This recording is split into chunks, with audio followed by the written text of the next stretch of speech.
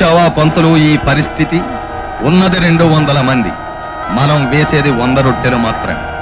ఈ సంగతి తెలిసిన ప్రతివాడు పక్కవాణ్ణి కొట్టి తన కడుపు నింపుకోవాలనుకుంటాడు. అందుకనే వాళ్లలో ఐకమత్యం చస్తుంది. అర్ధాకలితో ఉన్నవాడికి చైతన్యమే నశిస్తుంది. ఈ ఆకలి పోరాటంలో మానవత్వమే నశిస్తుంది. వాళ్ళు బ్రతికున్న శవాలుగానే మిగిలిపోతారు. అదే కదా మనకు కావలసి. ఏం చేశాడు ఈ ఉపద్రవుడు? అందరికీ తిండి సరిగ్గా పెట్టకపోతే మనం పని చేయొద్దు, మొండికెద్దామని సలహాలు ఇస్తున్నాడు దివాన్జీ. అమ్మ ఉపద్రవ, సమ్మెలు చేయిద్దామనుకుంటున్నావా? దాన్ని మీరు సమ్మె అంటారో శాసనం అంటారో నాకు అనవసరం. మాకు జరిగే అన్యాయాన్ని అహింసతో ఎదుర్తామనే నేను బోధిస్తున్నాను. సాఫీగా జరిగిపోయే చరిత్రలో కల్లోలాలు సృష్టించేది మీరే. కాదు, చరిత్రను కొత్త మలుపు తిప్పుతాం. అధికారం చేసే అన్యాయాన్ని ఎదిరించి పోరాడతాం. ఆడతావు, పోరాడతావు. అవకాశం ఇస్తే నెత్తిలెక్కి డాన్స్ ఆడతావు. ఓ 4 రోజుల పాటు నిన్ను అందులో పడేసి రొట్టి నీళ్లు లేకుండా చేసి గొడ్డును బాదినట్టు బాధేస్తే రొట్టె ముక్క తినడానికి కూడా ఓపిక లేక చస్తావు. తీసుకుంటా ఈ ఉపద్రవుణ్ణి. అయ్యా, అబ్బాయి గారి ప్రశ్నకు సమాధానం చెప్పారు కాదు. వాళ్ళు రాళ్లు ఎందుకు కొడుతున్నట్టు, గోతులు ఎందుకు తవ్వుతున్నట్టు? ఈ ప్రాంతంలో వజ్రాలు దొరుకుతాయని ప్రసిద్ధి. ఖాళీగా ఉంచడం ఎందుకని వాళ్ళ చేత గోతులు తీయిస్తున్నాం. దొరికితే వజ్రాలు దొరుకుతాయి, లేదా గోతుల్లో బీళ్ళను వేసి పూజ చేస్తాం.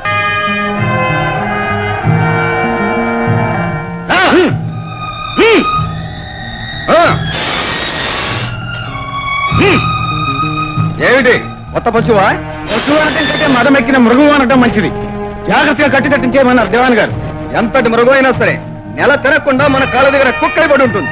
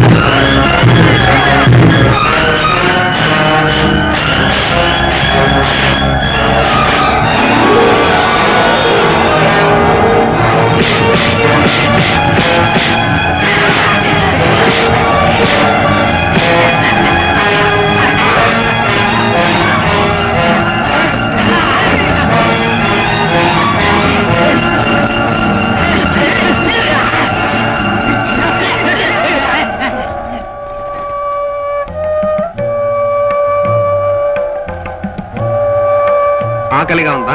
మరి రొట్టె కోసం వెళ్ళలేదే? ఒక చిన్న రొట్టె ముక్క కోసం మన తోటి వాళ్ళతో దెబ్బలాడటం పొరపాటు అనిపిస్తుంది. మరి కొన్ని రోజులు పోతే నీ ప్రాణాలు నిలబెట్టుకోవటమే నీ మొదటి కర్తవ్యం అనిపిస్తుంది. అప్పుడే చేరతావు ఈ కాట్ల కుక్కల కొట్లాటల్లోకి. ఎవరి కోసం వాళ్ళు తాపత్రయపడే బదులు అందరూ కలిసి అందరి కోసం ఈ అన్యాయాన్ని అరికట్టొచ్చుగా. లోకంలో అన్నిటికంటే దారుణమైంది ఆకలి. దాని ముందు అయ్య, అన్న, తల్లి, చెల్లి అందరూ అన్నీ కూడా చాలా తక్కువ అవుతాయి. ఆ నిజం కనిపెట్టే దివాన్ని ఏర్పాటు చేశాడు. దీని కారణంగా బంధాలు, అనుబంధాలు అన్నీ తెగిపోతాయి. అన్యాయాలు, ఆలోచనలు అనేవే అంతరిస్తాయి. ఏ ఇద్దరు కలిసిమెలిసి ఉండరు. పిల్ల చేపలను చంపుకు తినే తల్లి చేప మనస్తత్వం ఏర్పడిపోతుంది ప్రతి ఒక్కడికి. అటు చూడు, అతను మనలో ఖైదీయేగా, అందరిలోకి కండబలం ఉన్నటువంటి వాడు. అందుకే తోటి వాళ్ళని ఎలా దోచుకుతుంటున్నాడు చూడు.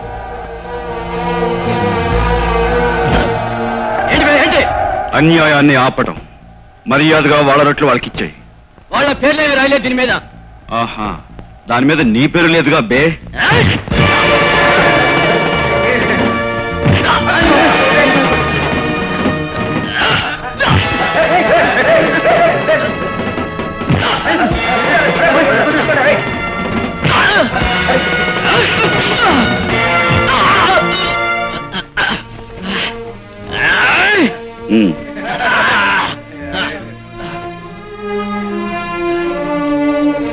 ఆకలనేది అందరికీ ఒకటే. నేను చెప్పేది మీరంతా శ్రద్ధగా వినండి. మనం ఆలోచనలు, ఆశలు గల మనుషులు. రాళ్ళు రప్పలం కాం, బానిసలం పీనుగులం కాం. తలుచుకుంటే కలిసికట్టుగా మహాశక్తిగా మారి మరో ప్రపంచాన్ని సృష్టించగలిగిన వాడు. అది కనిపెట్టే దివాన్ భానోజీ మనల్ని అణగదొక్కాలనుకున్నాడు. అమాయకంగా జేజేలు పలికే వెర్రె గొర్రెల్లాంటి ప్రజలు తప్ప మనలాంటి వాళ్ళు ఉండటం తమ ప్రభుత్వానికే ప్రమాదం అనుకుని మనల్ని బంధించి ఇక్కడ పారేశాడు. అయితే నిప్పుని గుప్పెట్లో దాచలేరని, వరదగా వచ్చే విప్లవాన్ని ఆపలేరని, దోచుకు తినే పాలకులు కూలిపోతారని మనం నిరూపించాలి. రెట్టింపు పనితోనూ అర్ధాకలతోనూ చావలేక బ్రతికే మనం ఏం చేయగలం? ఆలోచిస్తే చెయ్యలేనిది లేదు, తలుచుకుంటే సాధించలేనిది లేదు. చూడండి, 200 మందికి 100 రొట్టెలు వాళ్ళు పడేసేది ఎందుకో తెలుసా? మనలో మనం కొట్టుకు చావాలని.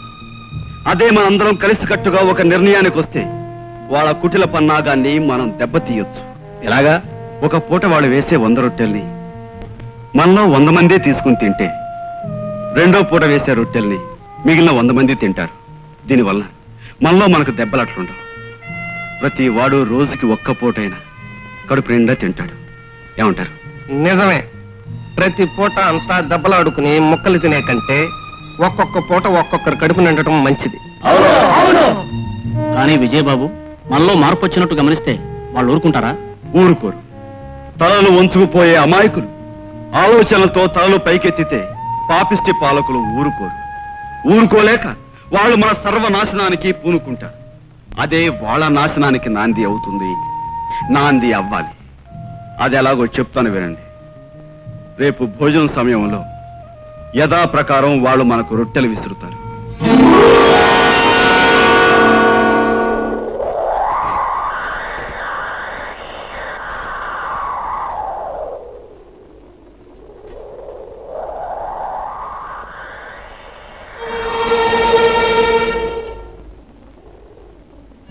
రొట్టెల కొరకు కుక్కల్లా కట్లాడుకునేవాళ్ళు ఎలా తయారయ్యారేంటి?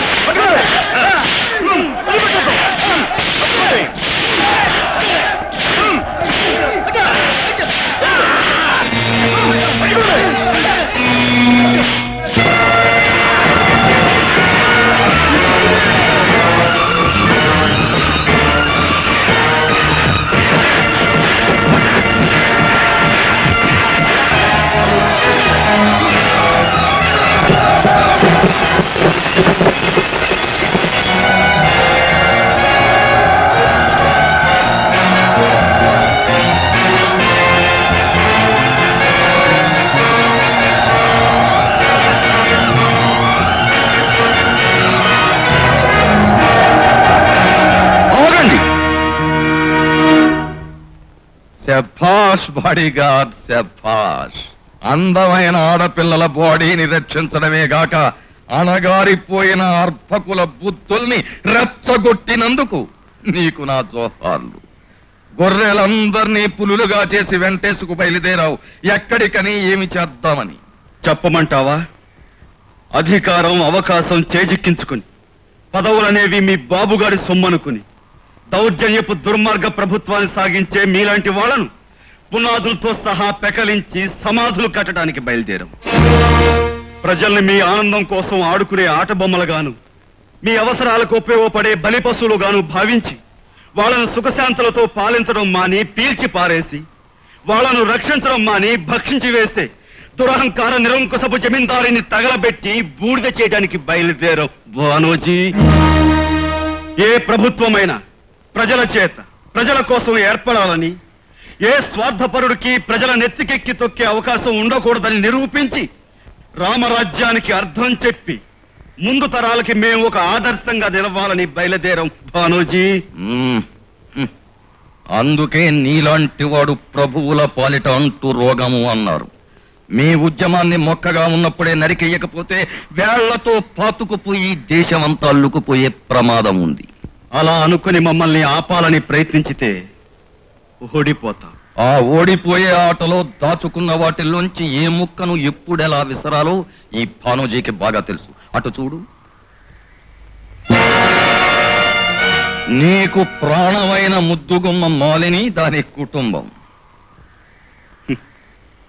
ఆఖరికి నీకు అన్నం పెట్టిన జమీందారును కూడా బంధించావన్నమాట.